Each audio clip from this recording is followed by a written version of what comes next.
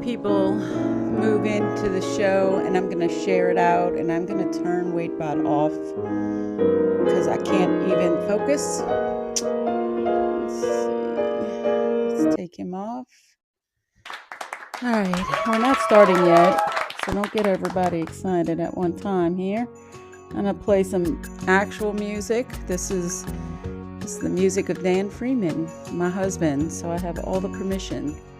All right, I'm going to share things out, and you guys just be patient with us right here while we get things rolling. By all means, if you guys want to invite your friends in, just hit that little hamburger menu at the bottom, hit share with the world, and share it out.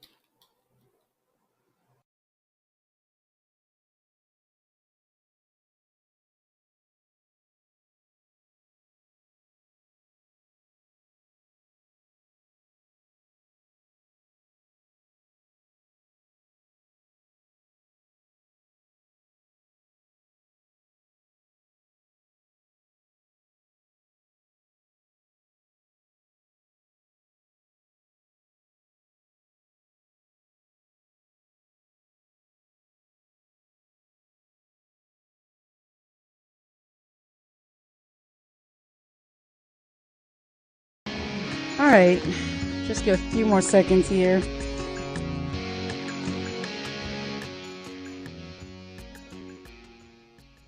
All right. How is everyone doing? I turned off WaitBot early, so welcome to the show. I couldn't take the WaitBot music. I can't focus when WaitBot is playing most of the time. So you guys are in the Laughter After Trauma show. My name is Deanna. I'm a speaker, an educator, and a coach that brings light and lightness to the heavy topic of trauma. My personal journey with intimate partner violence led me to find the beauty and the laughter in healing. I call myself a thriver after intimate partner violence because I do feel like you get to a point where you're not surviving anymore, you're thriving. And so every stage is fine. I believe we're all magic in that we have everything we need in us to self-heal. And so with that, I like to bring guests on the show that will share with you their experiences in life and the things that brought them to their laughter after. And today's guest is Kate Adams. And I'm going to give you a little bit of her bio, but I'm going to let her talk about herself mostly. But Kate is a certified yoga teacher. And I thought this was interesting because I didn't really know this existed. She has a certification in yoga for 12-step recovery and also trauma-informed yoga. So I find that really interesting. I know that there's some work that you can do with your hips to release trauma, so I can see totally where that would work. So I'm sure she'll talk to us some more about that. She has 6 years of recovery from alcohol addiction and 14 years recovery from anorexia and bulimia. And she just believes wholeheartedly in the transformative and healing power of yoga, as well as the 12-step recovery program. So this is Kate's bio. I'm going to ask Kate to unmute herself because I can mute you, but I can't unmute you. It's fun here on Fireside. And Kate, look, I just would like you to introduce yourself to people as to where you are now. Mm-hmm. And I'm going to talk a little bit about how we met too, but go ahead. Tell us where you are now, married, where you live in, those kind of things. So, hi, Kate. I feel like I'm like, hi, Kate, alcoholic. I'm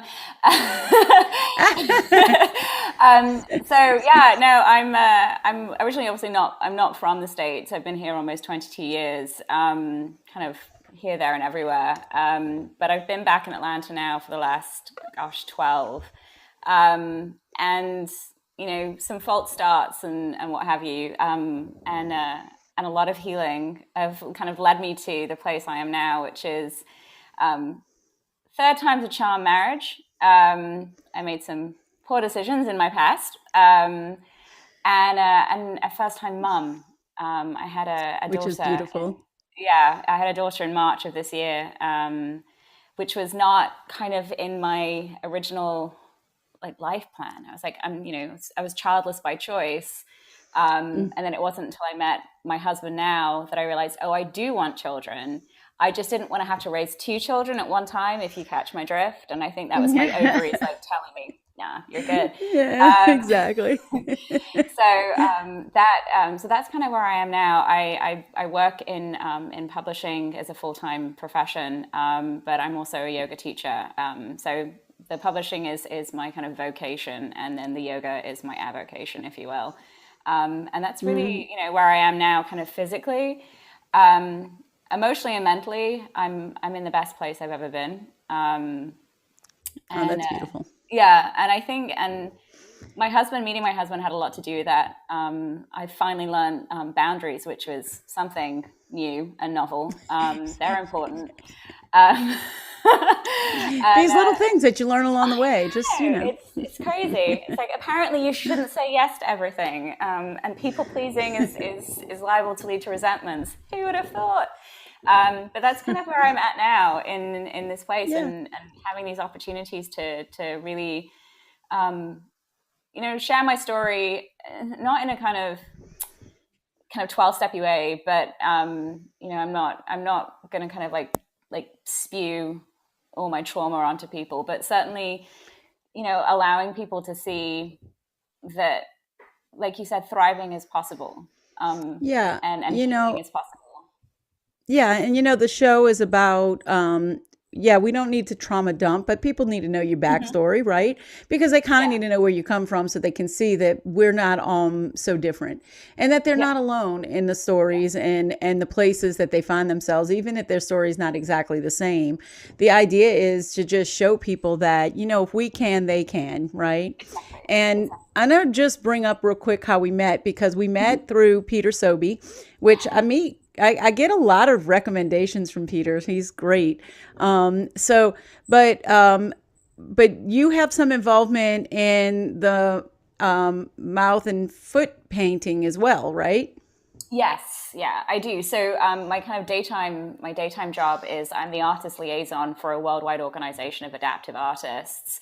And Mm-hmm. I really serve as the conduit between them, our United States and our North American artists, and our head offices, and really enable them to help facilitate any needs that they have, bring new members in, kind of take them through the application process, and kind of really get to work directly with just incredibly talented people. It is every Mm-hmm. day I'm humbled by just the ability I have on a daily basis to see the real power of the human spirit, like the human spirit, Oh, yeah. and get to work with that directly is really Mm-hmm. incredible. And I get to work with people and for people like Peter. And like you said, it's not like you don't want to trauma dump on people, but the kind of where I was, what happened, where I am now, landscape of their lives Mm-hmm. is really incredible. And Mm-hmm. you know, the fact that some of them have had profound and traumatic accidents, and are dealing with profound injury that has led them to being in a place where they can't use their hands. It's a significant part, but it's not like the overall piece of who they are as people. And that's what's really amazing to me is getting to see who they are as people and becoming friends and learning from them and about them, and seeing how they've, I hate to say the word overcome because it kind of sounds a little kind of new agey, but overcome, this kind of Well, these events. yeah, right. And so it isn't, like I say this about trauma too, and we'll talk about this a little more, but I say this about trauma in the sense of, Yeah, we use these words. Mhm. They're what we have, Yeah. right? Overcome, if that's the word you want to use, right? But like I've said before, like trauma comes up in phases, and I'm sure that even for them, their accidents and things that have happened to them come Hmm. up in phases where it impacts them, and Yeah. they have to shift and change their mindset and overcome again. But Hmm. it's never to the degree as that first time where you really bust through and you go and you've made that mind shift, and that mind shift, that mindset really opened up possibility. Hmm. Yeah. And I think that that I think that feeds to everything. Hmm. Go ahead. What Yeah. were you going to say? No, I was going to say, yeah. I mean, I think that's something really, human beings at the end of the day, we're animals, right? And even though we don't have to, hopefully, fight off wild tigers and that kind of thing. We don't have to suddenly learn how to fly, and kind of those like gross motor adaptations that you see throughout evolution. But we still are animals, and we still have that ability to adapt, Hmm. and we have adaptability. And it's how those little mind shifts, how we can shift in not massive ways but small ways, and adapt into a new situation. And I think that's kind of that overcoming. It's not so much Hmm. like these massive obstacles that we're surmounting, but just that ability of human beings to say, okay, so this is it, this is the situation. Hmm. What little changes can I make? What different mental kind of redirects do I need to take to change my current situation? Hmm. And what I do for a living is kind of like like seeing that as on the macro scale, Right. on a daily basis is really amazing. Yeah. And this is tapping into being aware of those little things, like you said, Mhm. that you recognize them, and then Mhm. you can make those shifts. So tell us your story, like kind of where does your story start, and give us the arc of your story so we can understand, like, where'd you come from, and what brought you here to this show. Uh, well, I was born in the Caribbean, and then moved back to England when I was about 4 with my parents. Not on my own. I'm not that strong. Like I didn't suddenly like pack up a little like stick with a handkerchief on the end and like trudge my way back home to England. And then I spent the first kind of part of my life in the UK, and I had like a pretty great childhood, for the most part. I am the adult child of an alcoholic, because it's a family thing, um, It and yeah, happens. it happens. And my mum's doing amazingly now. She has almost 20 years in recovery, and it's just like a Awesome. testament to, yeah, she's awesome, and such an inspiration to my recovery. And I did, so there's this thing in the UK. I don't know whether you're aware of it, but there's a real kind of animosity towards redheads, of which I am one. Um, yeah. And I was pretty ruthlessly bullied, throughout, from the ages of 11 to really when I came out here at the age of 17. Hmm. And it was all, from men, from my male, pupils, co-pupils, which was interesting. So it was very kind of sexual, in nature and in their bullying. And kind of led me down some weird paths with my relationships with men. Go figure, right? And and then Again, it happens. it happens. And then I moved to the States when I was 17 with my dad's job. And Mhm. everything kind of shifted there for a moment, because suddenly it was kind of like that opportunity to start afresh. Like no one had any idea of this kind of baggage that I was bringing with me. Mhm. And I felt like I really had it was one of my first moments when I kind of felt like I could be authentically myself, which was Mm. so wonderful. And Nice. I had the accent that people liked, so they wanted to talk to me and asked me to say things like tea and crumpet and all that and all that And good stuff. everybody So was like, "Oh gosh, you sound so smart," because yeah, and I an was like, accent makes you smart. yeah, and it's like, little do you know. But it was good, because like I had this like world of opportunity in regards to friendships open up to me, which I'd never really had before. And then, as is the case with experiencing trauma as a young child, I didn't have any coping mechanisms to speak of. And so I started turning towards, when things got overwhelming, I started turning towards control, inverted commas, regarding food. Like that was the easiest thing, the most malleable thing I had at my disposal. Precipitated me into a long struggle with anorexia and bulimia. And then it was during my kind of mid-20s that the drinking really started to kick in. And again, it was like I had no way of, when all these things happen to you as a child and your brain is still forming all those synapses and your frontal cortex is still forming and coming into maturation, you just have no way of dealing with any of what you're experiencing. And so the easiest things for me were to control food. And then I found that drinking made everything just shine a little brighter. I never drank to escape. I always drank to heighten. It made me feel fabulous and powerful and erudite. And then that was another long journey. I was really good at practicing my alcoholism. It's a really wonderful skill to have. It really is. It's, people don't give it enough credit. I swear. The level of manipulation manipulation and then also scheduling that's involved, right? in And the I guess the lengths that you go through to be able to mask.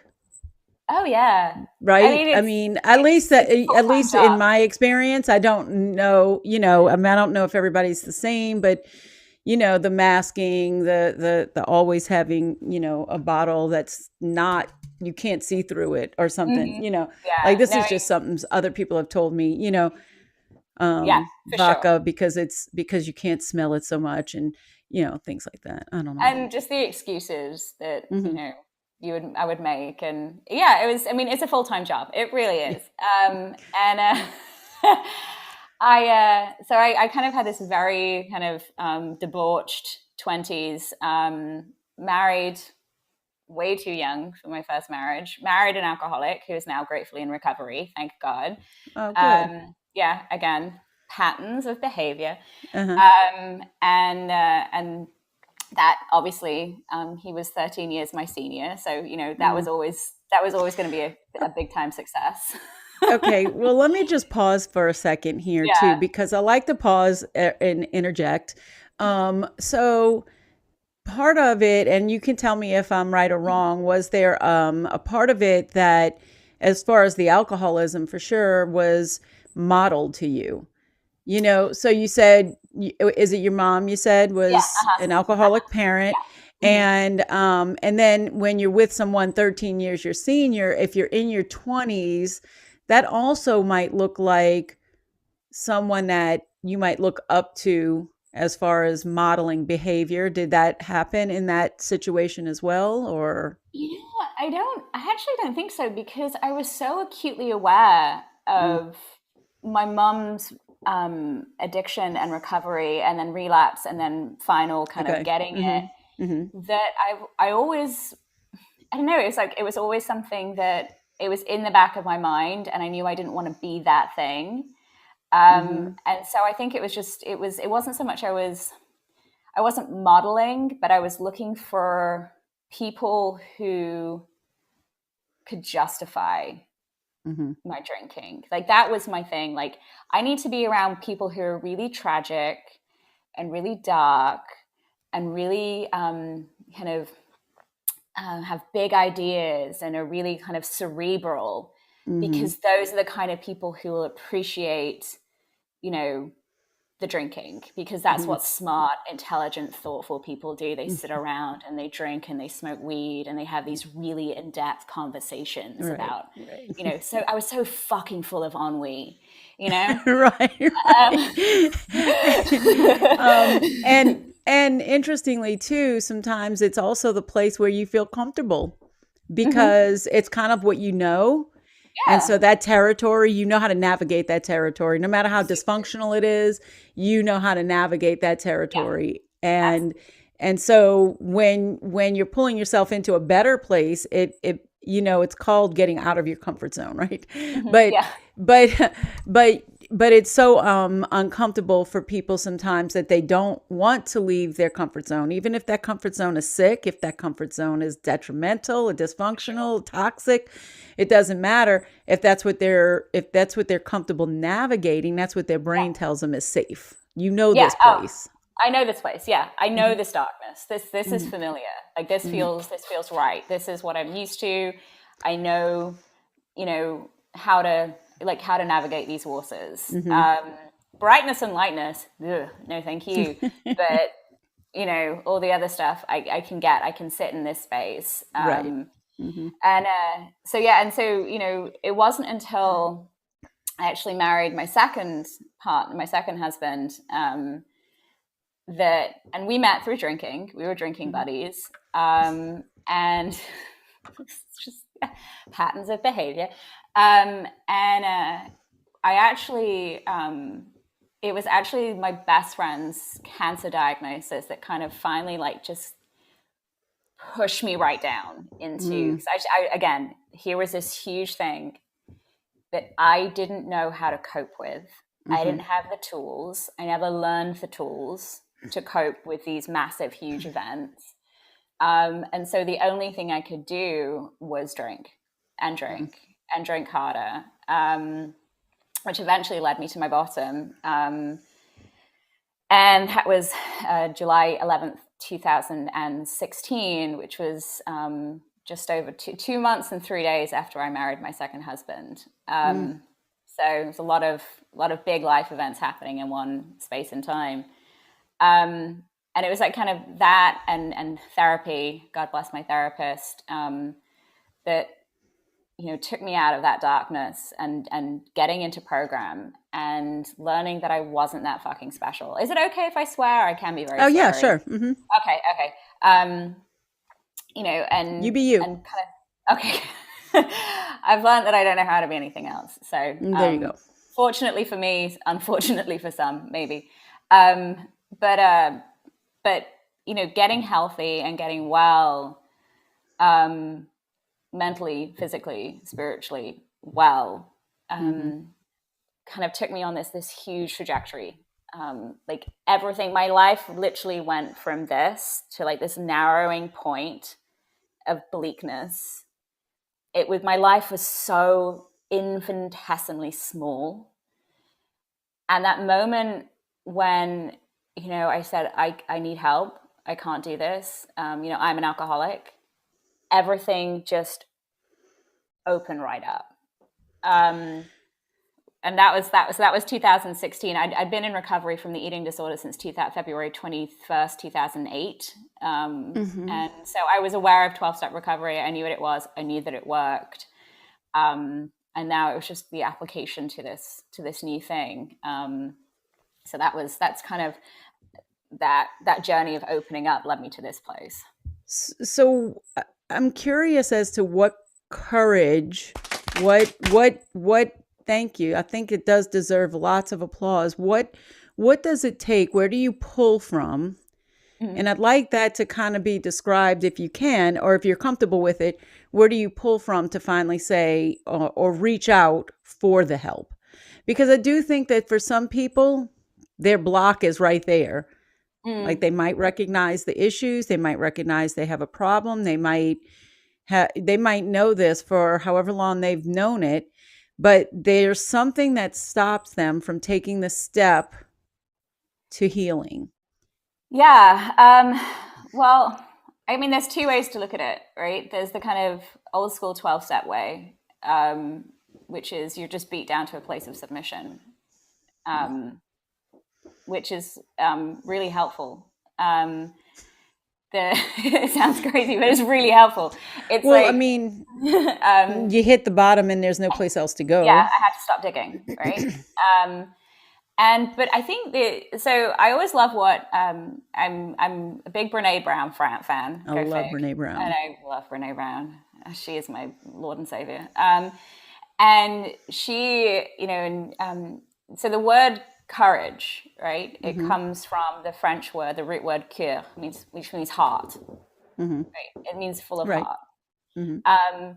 And so essentially what that is like she says, is vulnerability. Mm-hmm. Courage is vulnerability. When you are at the absolute rock bottom and there's nowhere else to go, you really have no choice but to be completely vulnerable. And to when all the tools that you had at your disposal, because alcohol worked for a really long time, Mm-hmm. it was a Mm-hmm. tool until it didn't. So Mm-hmm. the last tool I had in my tool belt was taken away. It stopped working.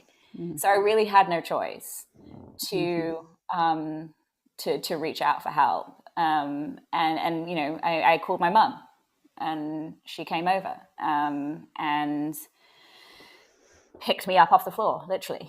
And so I don't know whether it was, and it's not so much that I pulled from it because I really didn't have any, bravery at that point. I was pretty much a shell of a human being.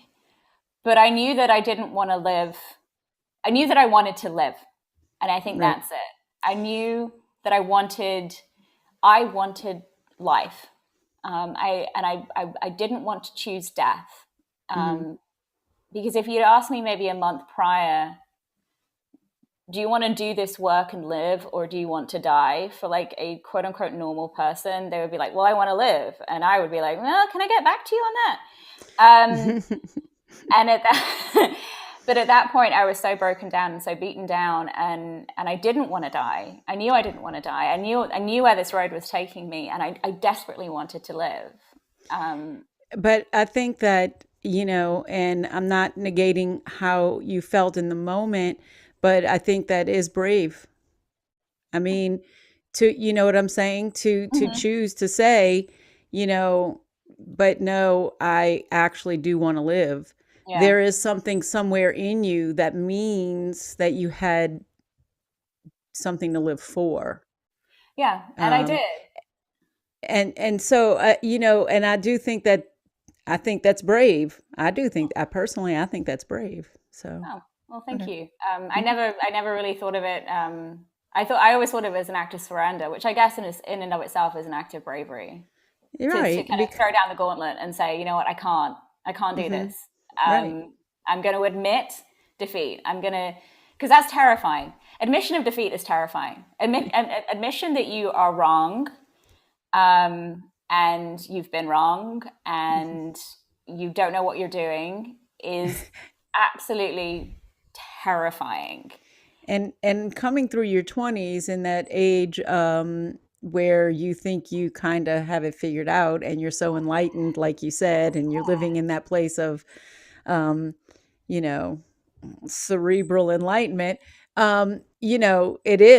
It takes again it takes a person who becomes a little more self-aware and Mhm. go, no, I have to take this step. It's the hard step, but it's a bold step Yeah, because I yeah, want to live. Because I yeah. want to live. I think that's brave. Okay. That's just Thank me. you. Well, I appreciate that. Yeah, I guess it's. I've always been one of those people who I was having a conversation with my mentor, one of my fellow yoga teachers, and she's one of the most amazing, strongest women I know. And we always kind of say we're the kind of people who we just kind of bounce back. And I don't mean that in a. It's just I've always been very good at kind of going, okay, huh. So that was that. I got to move Now what? forward. Now what? Yeah. Now what? Okay, all right. So pick up the pieces of that shit, and then off I go. And I don't know. And I think sometimes, obviously, it's in the past. It was very dysfunctional when I picked up those pieces, Hmm. and oftentimes, I was the root cause of the kind of I was Dysfunction. the dysfunction. Yeah, I was always very good at alcoholics, addicts. We're all or nothing people, and so I was always really good at like the cut and run, just like destroy everything, press distract, let everything crumble, and then move on. That got me. It gets you out. It gets you Yeah, out of it's an out. Yeah, it right. works. Yeah. until it doesn't. And then, but like in recovery and in healing, that bouncing back has been, it's been like a true, like, okay, this thing happened. Mm-hmm. Where am I at? What do I still have? What residual parts can I still work with? Okay, let's move forward. Right. Do you Let's find that that's where you find some gratitude in the things that you've been through because there's that growth and learning from those little places now that you kind of bounce forward? Yeah, I mean, I have tremendous gratitude, that there but for the grace of God go I. And I think I am grateful for even the dysfunction. Even those things that I engaged in were dysfunctional at the time, they still served me. And there was that kind of that part of myself, those things about me that kind of the self will run riot didn't serve me well when I was. It did serve me, but it was toxic when I was younger. But those are still parts of who I am. That Mm-hmm. kind of that Mm-hmm. fighting spirit, that kind of social justice warrior, all those things that I really admire about myself, and I'm grateful for those kind of character traits. They got me to this place, however poorly they manifested themselves. So yeah, there's a tremendous amount of gratitude that I have for that, and whether that was part of my upbringing, which I think a lot of it was, or whether it was just something innate within me, I don't know. That's not my question to answer. Mm-hmm. It doesn't really matter where they came from, but they're there, Mm-hmm. and I'm Mm-hmm. incredibly grateful for that. Yeah, and I've had a couple of shows that we've talked about just briefly about the upbringing and how no matter how great your childhood is and how loving your parents are, we're all like groomed in some sort of way that Mm-hmm. later there wouldn't be this word, reparenting if that wasn't the case, right? So so we all have those things that we kind of have to, undo as we Mm-hmm. get older because we use these places and ways to protect ourselves when we were kids that we realized that we don't need to do that, right? Mm-hmm. And so I know what you're saying there with that, like you just always have to feel like, it doesn't matter where it came from, it just matters what you did with it. Yeah. And so sometimes when you find yourself in those places of those dark places like you've been, but you've Mm-hmm. been able to make the choice, at whatever point it is, doesn't matter really where. The fact is, you made the choice, Yeah. and the choice is what allowed you to, um, I guess, find that what I like to call it, um, that fissure, right? It's Mm-hmm. that place where you can say, here's where this ended and here's where this starts. Yeah. Mm-hmm. Sometimes we have these places in life that are put on us, even, natural disasters. For us, Katrina was like it's a demarcation. It's before that and it's after that. For our country, 9/11, it's before that, it's after Mm-hmm. that. There are these demarcations, but we have those in our personal lives too. Yeah. We have those cracks, those breaks, those fissures that I say, that's where the fault shifted Mm-hmm. and you broke away from Mm-hmm. this pattern and started A new one. towards whatever healing you needed to, Mm-hmm. to do. So, so you had, so your second marriage, I mean, Yeah. obviously I'm a third wife. I'm in my second marriage, but I am the charm because Yeah. I'm the third one And there for my we go. husband. So I just call myself the You're charm. the charm. Yeah. Anyway, I'm the charm. But no, but I get it. And I think probably for some of us, it takes a few tries. Yeah, it, So, it, it, it helps when you're not sick to pick a partner who's also not sick. you kind of start knowing what it looks like. Yeah, yeah. You start to pick up, and they're like, "I know that. I know that toxic trait because I am that toxic trait." Yeah. So it's like it's weird to kind of speak of. I don't I don't want to shit on my ex-husband on a podcast, but our relationship was doomed the minute I picked up that white chip. His exact words to me were,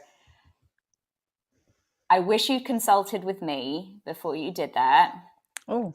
Yeah. And what am I supposed to do? Because I'm not going to stop drinking. And I was like, cool. A, it's not your decision. And B, no one ever mentioned your drinking. This is about mine. Right? And so I kind of went on this path, like kind of recovery and wellness and, you know, essentially just getting my shit together. And he kind of stayed here. I feel like this is me kind of pathologizing our relationship. And so as I continued here and he stayed there, I just got to a place in our relationship wherein I found myself one morning just kind of looking at the life I was living and thinking, like, is this going to be it for 50 years? Like, is this going to be it? Because my life, like I said, when I stepped out of the darkness of addiction and kind of cracked that door open just a hair when I stepped into AA, everything opened up. And then everything started to close back in again. I have this. I can't remember the artist's name. He does these wonderful little whimsical sketches. And I have this little print that my mum gave me for Christmas one year. And I'm gonna have to paraphrase it because I can't remember what it says exactly. But it says, "I always love that time before dawn when there's no one around to tell me who I'm supposed to be, so it's easier to remember who I am." And when I was in my active addiction, it's amazing. When I was in my active addiction, I could not look at that thing. I couldn't look at it. It was too painful because every time I looked at myself in the mirror, I did not recognize the person I was seeing. And then I was able to start, you know, when I came into recovery, I was able to start looking at it again. And then I found myself in a place wherein I was living a half-life, which worked really well for me, if I'm honest, because my ex-husband, I don't think really cared to know who I was, truly. And I was okay with that because I didn't want to show him who I was. So I was quite okay for a long period of time living this kind of half-life, this half-existence, until, again, I wasn't. And I realized, okay, so there's an inflection point here. And when he asked me the question that he asked a lot, and we asked each other a lot, and this is kind of red flag territory in any kind of relationship, wherein you're constantly asking your partner, are we okay? Usually means you're not. And I'm British, so my answer was always like, fine, yes, fine, everything's fine, everything's good, fine, house is burning, everything's fine. Until one day he asked me and I said no. And he said, do you want a divorce? And I said yes. And that old, sometimes those little those addict traits come in handy. Again, all or nothing. I like bought him out of the house, filed the papers, like done, like blah, blah, blah, blah, blah, blah. And everyone's like, whoa, okay. I'm like, no, this is happening. This has to happen. Nope, It's done. It's done. We're done. It's been a long time But coming. it feels sudden to everyone else, but it wasn't sudden. I think it was sudden to him. I think it was sudden to him. And there's a level of... So you don't think he had any like build up to it feeling? No, I don't think so. Yeah. Because I wasn't honest with him ever. Right. Because it was fine. I think that, and you know, there is a lot of guilt that I carry. I don't want to say shame, but that guilt that I carry for saying fine for so long when I was not fine. But a lot of that was like, I didn't want to have that scarlet letter on my chest of being at that point, I was 32 when we got married. I was 30. How old am I now? I was 36. Yeah, that's how old I was. I was 36 when I asked for a divorce. And it was like, I don't want to be a 36-year-old two times divorcee. Like, that's, I have to make this work. This has to work, come hell or high water. But it wasn't. It was the bed was on fire. And But I mean, to pause here for a second is you can own the guilt, but again, let's just go back to Brene Brown. I mean, I know she's 100% against shame, but she's also going to tell you don't carry things. mm, You put those down, right? yeah, You can own where you went wrong, you can mhm, apologize, and you can do better. yes, And that's where guilt is, right? We all make mistakes. So there are going to be times where we feel guilty because hmm, guilt is an honest feeling when you make a mistake or you hurt someone. And we yeah, do that. we do. Um, we We're don't have to humans. carry it, right? We Yeah. don't have to carry it. I think we tend to carry it more than we should. And I think we tend to carry it if we feel like we haven't been able to reconcile it. Hmm. But I think that even understanding and learning how to reconcile it has more to do with forgiveness and working on forgiving yourself, Hmm. and getting to that place than to having to make some big show or something where you have to Yeah, come to some reconciliation with the other person. It's yeah, not bad to apologize. It's not bad to own where you went wrong, but you know, you can own that, do that, and leave it there. yeah, The for bigger sure. work is with yourself. Yeah, I do exactly. I do 5 keys to feeling at home within yourself, because if you've come from, and you probably understand this too, because I feel like the more I talk to people who've gone through different things, where their trauma is different than mine, right? And the more I talk to people, trauma is trauma no matter where it is. Hmm. And those that leaves you with this sense of not knowing who you are, not feeling Hmm. comfortable in your own skin. Like you said, you looked in the mirror and you just didn't even recognize that person. You couldn't read the artwork. You couldn't come to terms with all of that. Hmm. And, I use these 5 keys because I feel like I did them in this order, but I know people who do them in different order. But I had to start with forgiveness. I couldn't even get to gratitude. Like Yeah. I had to start with forgiveness because of my particular route. Hmm. I didn't realize how much anger and resentment that I was carrying that was taking up so much emotional and mental space in It's my all. life, in my body, in everything, um, because of all the stuff that went on. Hmm. And when I was able to let go of the people who Hmm. who acted upon me Hmm. and my children, when I was able to let go of that, I realized the bigger issue was letting go of it Internally. internally. Yeah, Yeah. for sure. Yeah, I mean And that's where the that's where I could get to gratitude after that. yeah, that's where the healing cycle starts, right? Is that Mhm. so like in yoga, and then trauma informed yoga, it's about congruency, right? Mhm. Finding Mhm. congruency. Mhm. Those, when we experience a trauma, this is my thoughts on it. When we experience a traumatic event, whatever that traumatic event is, it kind of shatters us, Mhm. right? Mhm. It causes a schism in ourselves internally. Mhm. Mhm. And so healing comes in the place of kind of gathering up all these like disparate parts Mhm. and kind of putting them back together and Mhm. finding that sense of congruency. And it's not going to look exactly like it did before, Mhm. you know, Mhm. but part of that is that part of that healing and finding congruency is finding forgiveness, is Mhm. seeing that in that shatter, in that breaking apart, when you're pretty much flayed open, as you're putting back all the pieces together, you realize both, you know, this is 12 step stuff, but you see your part in it, whether Mhm. it's a direct part or whether it's the weaponization of your pain, which I was really, Mhm. really good at. And when you start to put yourself back together again, you see exactly what you were dealing with, and you go, "Shit, that person was really broken." Mhm. Right? Mhm. That person Yeah. was really broken. So now I have to forgive that person if I need to move on. Mhm. If I can move on. Yeah. And I like to That say doesn't we mean aren't change. broken. I like to say we were fractured, right? Fractured. Yeah. Right? Or splintered, or like you said, like that schism that Mm-hmm. causes, this everything gets, like you said, it's open.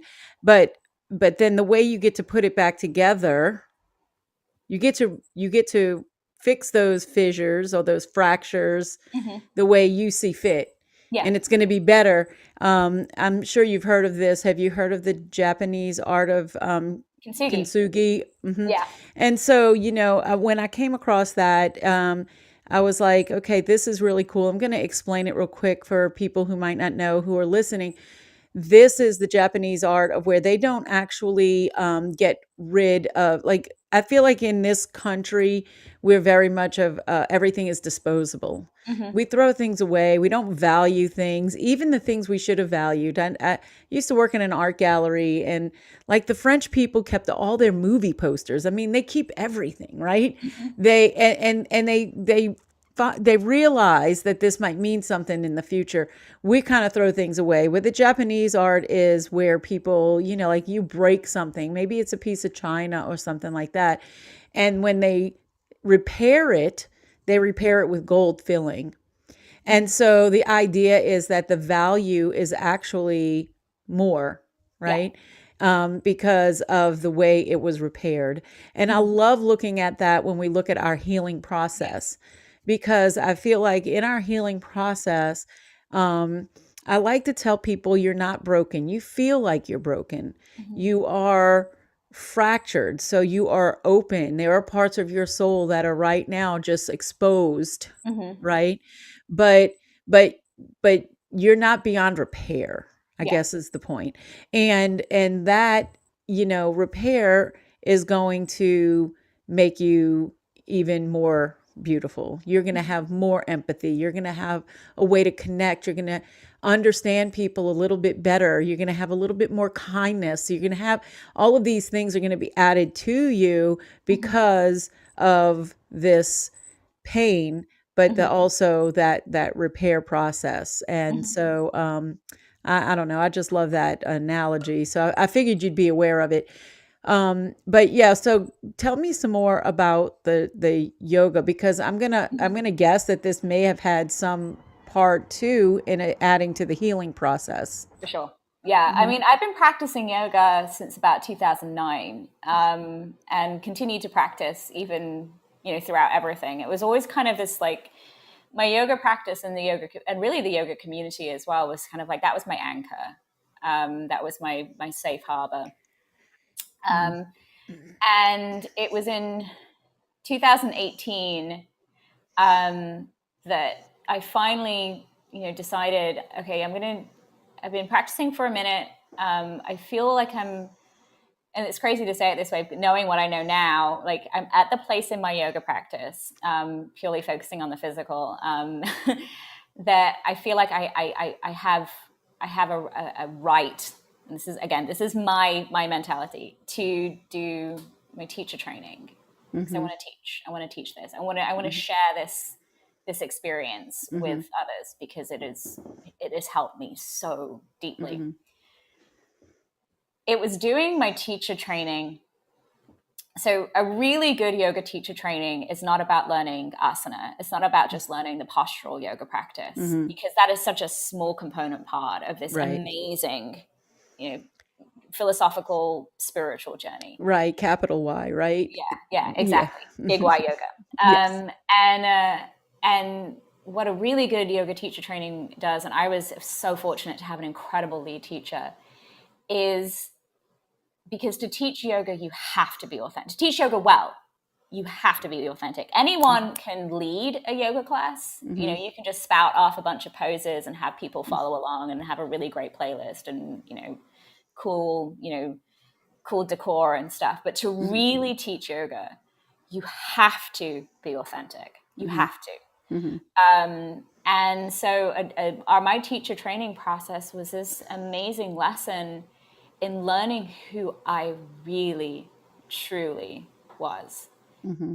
away from everything, all the sacred cows that I had, and really get down to the brass tacks of who I was as a person. Hmm.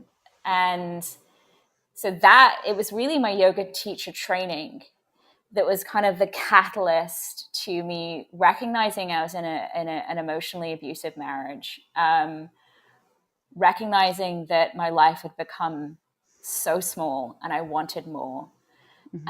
and kind of led me in this path towards really, and this is going to sound so bloody new agey and wonky, but leading me to the path of saying, I choose me. Mm-hmm. I choose me. You know, I look at the stuff and I say this before, like you just said all the time, like, oh, okay, this is going to sound woo woo because we got to, really understand what it means to, enjoy the journey. And, and, but when you actually understand what that means, then it Yeah. doesn't sound woo woo to you anymore. It only sounds that way when you can't really put the pieces together to understand what it means. Mm-hmm. And so I get it, I know for me, when I was led to coaching, I started out as a health coach because that was something I could control. Yeah. And then wound up in life coaching because as I went through the health coaching, it had a life coaching component, but I was introduced to another framework also. And when I did that, it woke me up to who I was, Mm-hmm. you Yeah. know. And so I think that most often we go into those things because we need them. Yes. And when we need them and we recognize that, we're able to really authentically be able to help other people in that arena. And there's so many things you can tap into for healing. And I think yoga, like you said, is one of those amazing things. But I didn't know there was such a thing as trauma informed Mm-hmm. yoga or 12 Yeah. step certification yoga, or, I didn't know that existed Yeah. until I got your bio. So, they're kind of, I mean, the trauma informed yoga and yoga for 12-step recovery. Obviously, the goal is in the name for the trauma informed yoga, but also for yoga for 12-step recovery. It's really about trauma. It's healing from trauma. Mm-hmm. You're helping people, again, find congruency, Mm-hmm. right? Yeah, And and I want to come to explain. earth to embodies. Can you? Can we create a picture of what that means for Yeah. congruency? Because I think that people need to understand what that means Yes. when you Sure. say we need to find congruency. So yoga and also 12-step recovery recognize or teach that we are divine beings Mm-hmm. living a human existence. Mm-hmm. We have this in us, this joining from the day we were born. And life events, especially traumatic life events, break that. They cut it apart. They separate it. Mm-hmm. And we feel, from in regards to the physical ways we deal with trauma is that because we have these holding patterns from the traumatic events, what is actually existing in the world, how the world is behaving, our bodies cannot make sense of, Mm-hmm. right? We have these activating moments that take us back to the traumatic event, and we behave or react in such a way that is similar to the way that we had to react, the fight or flight that we had to engage in, or the freeze, Mm-hmm. or the people pleasing, or whatever we needed to do Yeah. to So what get you're through that saying, traumatic. right? And so what you're saying right here is there's a current thing happening, and it's not threatening you, but Mm-hmm. you're reacting from the triggers that you've had in the past. Mm-hmm. Fight, flight, freeze, fawn. You're reacting to that thing Yeah, the in activating that event. old pattern. Yeah, exactly. Yes. Because Mhm. and they're fixed in our bodies, right? Right. If we think about it from in yoga, the yoga philosophy, and the idea of the chakra system, the Mhm. meridian Mhm. points, we Mhm. have different energetic locks within our bodies, and those form holding patterns. Those are energetic, but they correspond with varying plexuses in our bodies where those physical holding patterns Mhm. take place. Right. And Your so issues are in your tissues, right? issues So are in then your you're tissues. right. Yeah, exactly. Mhm. And so yoga for trauma-informed yoga and yoga for 12-step recovery is helping people kind of come back home in their bodies to help work through some of those holding patterns, to begin to come back to that place of stillness, deep relaxation, and come back to the place of recognizing that this humanity, this life they are leading, and this divinity are one and the same. Mm-hmm. It's the same with 12-step recovery. Mm-hmm. God, however you choose to understand God, it's coming back to that place of that connectedness with that Mm-hmm. divine spirit, and through that place find healing. Right. And there's an alignment. And so I say to people that, there's an alignment. You have a set of values, belief, cores, dreams, things that are built into you, like you said, that we know innately, that Mm-hmm. we're these spirit beings. We have this already inside of us. Yes. When we are living out of alignment with that, we're Mm-hmm. always going to be in a place of dis-ease, right? Exactly. Whether it's manifesting itself physically, mentally, emotionally, wherever Mm-hmm. it's manifesting, maybe all of them, Yeah. until we get rid of those things that aren't serving us because Mm-hmm. they're not in alignment with what our core values are. Yeah. And so, it just it takes a lot to be able to bring yourself in alignment with core values when you have strong expectations that have surrounded you all your life. So if Mm-hmm. you're, depending on culturally or religiously or what your family dynamics look like, all of those things play into it, Mm-hmm. on top of any traumatic events. Mm-hmm. All of those other things also still play into it and sometimes serve to pull you out of alignment. Yeah. And again, like we talked earlier, that word reparenting, bringing yourself back to you. Yeah. And it's you be you, your authentic self, and it takes a lot to be still. So that's why I love that quote in the in that space in the morning. Mm-hmm. It's like that spot when you're waking up out of your sleep but you're not quite awake yet, and Yeah. you have all of these things. Like if you could tap into journaling while you're still in that little subconscious place, Yeah. you know. I don't know if I Yeah. want to see what my mind comes up with in that space.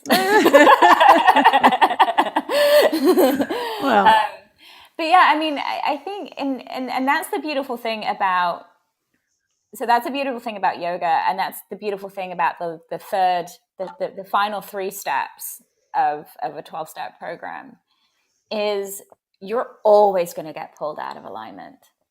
Every day, life is happening around you. right. I mean, there is always a myriad. I mean, I just became a brand new mum. Mm. You want to be talk about being pulled out of alignment? I went from being Kate / wife, but and now I'm like, oh, now I'm a mum. Like, Mm-hmm. and I got pulled so far out of alignment. And I have an amazing husband and an incredible family who were like, let's try and like provide you some space so you can come back into alignment again.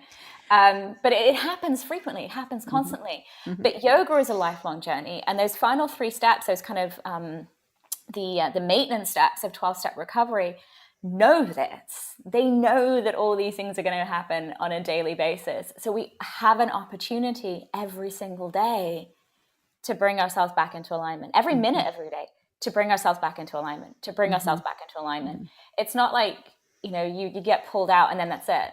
And it's not like you get pulled in and then that's it. Right. And that's the same thing I say with even just trauma in general. You're never just overcome, right? Yeah. You will always have those moments, those spaces.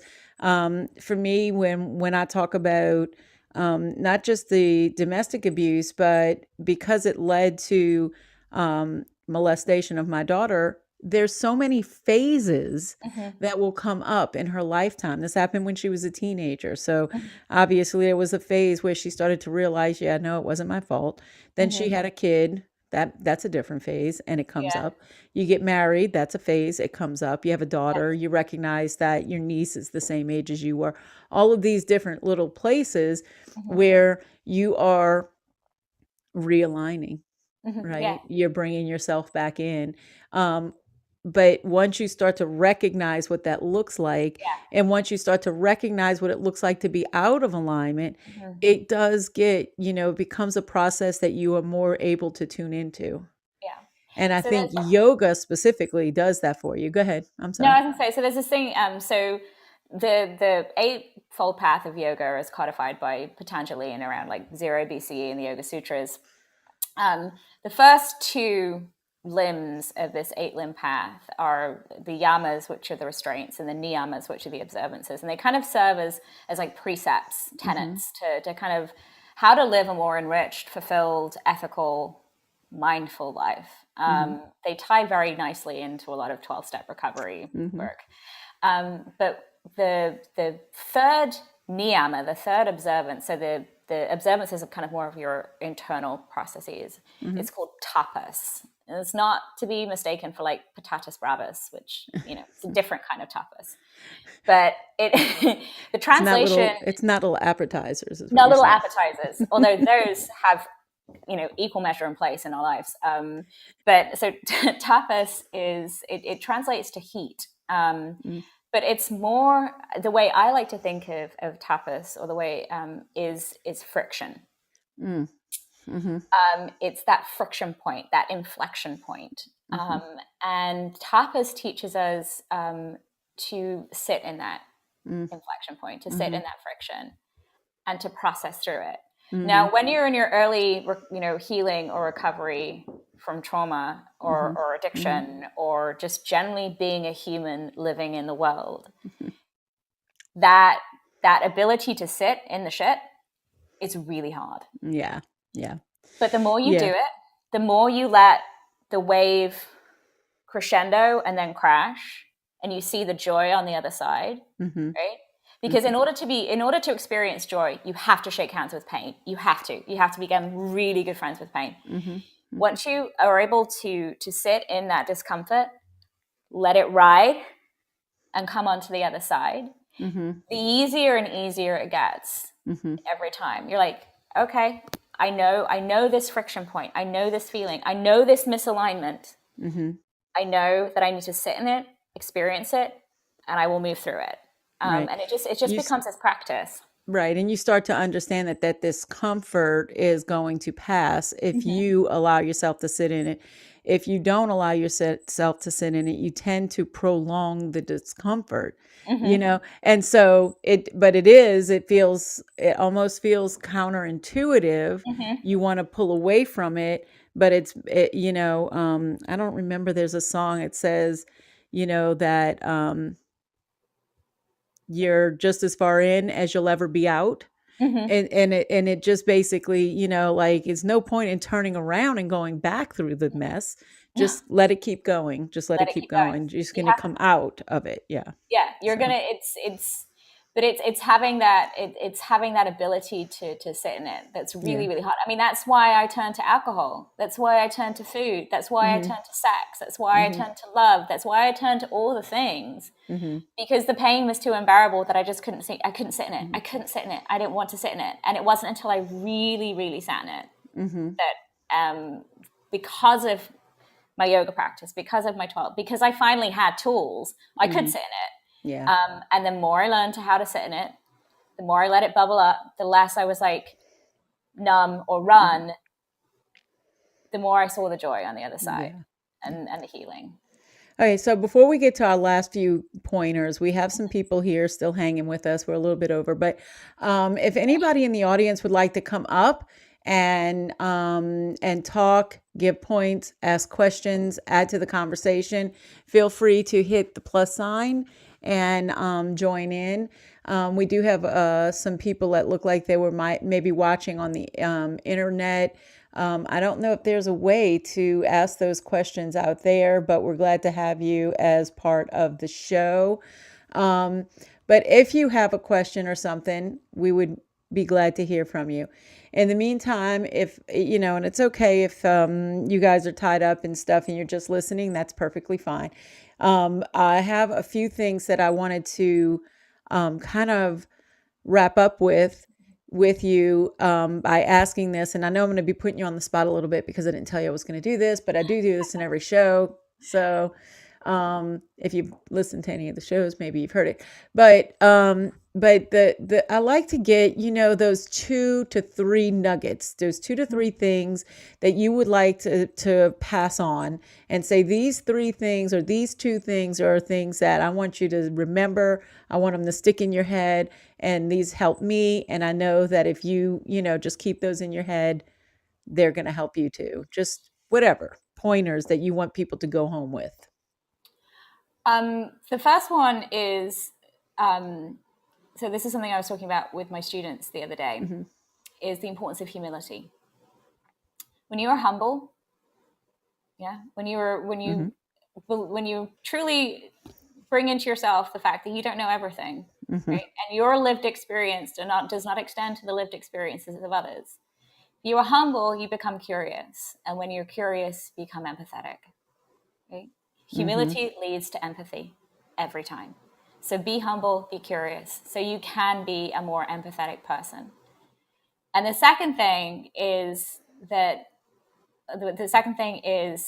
I said this in Peter's podcast, my existence predicates my enoughness.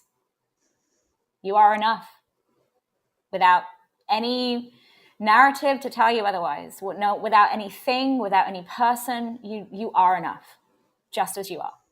I like that. And then thirdly, is that it's about those small adjustments, right? Healing is about small adjustments. It's not about a huge, massive, great, big upheaval and overhaul. It's about taking those moment by moment, step by step, tiny little goals and moving forward on each one. It's stepping over the pebble versus surmounting the summit. Those are the 3 things. I love it. I love it. So those are perfect. Humility, which you said leads to curiosity, which will always result in empathy. I'm just going to repeat these because I jotted them down. My existence predicates my enoughness. I love that. That's just that, hey, I'm here and that's enough. And I think that people need to hear that more and more because,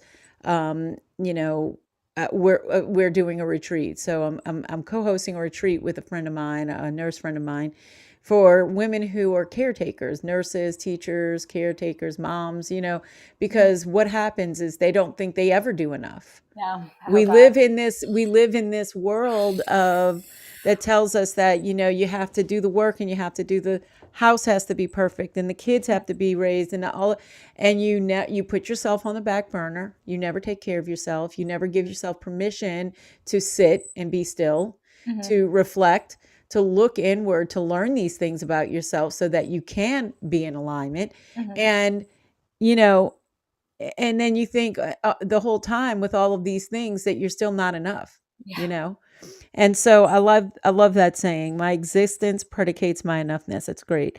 And then the small adjustments. And that's something we coach all the time. Big dreams, dream big, set realistic goals, and then create 3 steps, baby steps that you can do every day. Because if you do 3 steps every day towards something that you are trying to accomplish, it's over 1,000 steps in a year. You're going to get there. And you have a baby right now. So March, your baby's probably not walking yet. She's trying to crawl, right? She's crawling and she's pulling herself up. And I'm like, you need to slow I saw her do some army crawling on Instagram.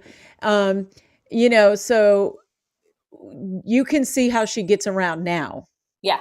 And I've watched videos of babies who roll around on the floor. It was this one video that went around for a while, and the parents had the mommy cam, nanny cam in the room, and they put the baby on the floor, and all the toys were around the outskirts of the room, and the baby just rolled, and he kind of fast forwarded, put it in quick motion, but it was funny. It was hilarious about how they get to where they want, but when a child starts walking, oh God. Those steps are small. Yeah. But just watch how those small steps take them away from you faster than you can imagine. There is nothing faster than a toddler. Right. And they have that low center of gravity, so they corner really quickly too. Right. Unreal. So I love the small adjustments because that makes the biggest difference. And I also compare it to things like, angles. Like if you ever set up a satellite dish and it says you need to have it, get the thing on there and whatever it is, the tool, and get it at this degree and this angle. Because if you don't get it at this degree and this angle, and you have like this minuscule point of error, you're missing, because by the time it gets into outer space, you've missed the trajectory of the satellite by hundreds of miles because of that little adjustment. So those little adjustments, those little tweaks, they make a huge difference long run. And so these 3 pointers I think are great. I'll put them in the show notes actually, because I think they're great. Peter had commented, he just said, just want to say hi, Kate. Thanks for sharing your story. Thank you, Peter. And Miriam is on here. So I don't know if she's on the web or if she's actually on Fireside, but she's tuned in too. She was going to do a show, and then she wound up having her surgery pushed up. So we're going to reschedule her show, because I really am excited to meet her. But you know her, right? She's amazing. She's amazing. God, I love Miriam. She's her artwork is, she's just, it's like I'm a peon in her presence. She is just so talented and just so cool. You will love Miriam a lot. Oh, good. I am looking forward to it. So she, I've seen some of her work, because I just stalk people that are going to come on the show. I own that. I am stalking you. If you're coming on my show, I'm stalking you, just so you know. So, but no, I like to get to know you guys a little bit, but I don't want to know you in the sense, I like to be able to get to know you on the show, but I do like to kind of see what your life like, what your style like, so that when I sit and talk with you, I can say, yeah, I know I can joke with her, or I can, gotcha. Those kind of things. Yeah. I don't want to step on toes. Right. Yeah. But, I've already stepped on all of my own toes, so it's like, it's fine. So what's a little bit more? Yeah, exactly. All right. Well, so I really appreciate this. Is there anything that you want people to know, find you, go to, follow you? The best way to kind of follow me, if you want just to be inundated with baby, dog, and yoga content, is my Instagram. That's where I pretty much post, all my musings, and just so many pictures of my daughter. I mean, it's nauseating, but I don't know whether you I can. So it's my Instagram handle is at Sacred Seam.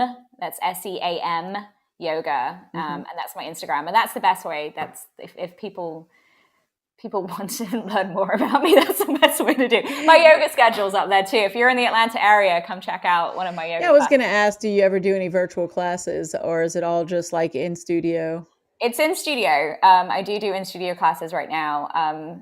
That is obviously subject to change as varying variants and contagions take shape. But right now, I teach at an amazing studio that just reopened, called Bring It Om. I love it. Was that? Yeah. And it's a really amazing studio with some of the best teachers, I think, in Atlanta. Some of the most authentic teachers who teach with such integrity, and truly teach the work in, not just kind of the workout. So that's my home base. Yeah. Love that. Okay, cool. All right. Well, so I'll drop that into the show notes as well. Your Instagram handle, Sacred Seam, SEAM yoga, is where you can find her on Instagram. And if you have any other questions, then, you can shoot her a DM. Yes, please. Slide into my DMs, as the young kids say. Or don't. Don't do that. I'm going to be hip and happening now. Yeah. So, do kids say on fleek anymore? Or is that like super I think that's over. There's a new one, and I can't remember what it is. Yeah, because I can't keep up with it, but my husband sent it to me in a text message not too long ago, and he's like, this is replacing on fleek. And I'm like, oh, Lord. Oh, Lord. Okay. I can't. Whatever anymore. Is the new hip lingo, that would be it. Do that. Or do don't. That. Or don't. Whatever. Okay. All right. Well, I want to say to you that I see you and you are beautiful. I think that your experience is something that helps, is definitely going to help others. I like to say I'm a steward of stories, and my idea behind this, even though it's not like a big international podcast yet.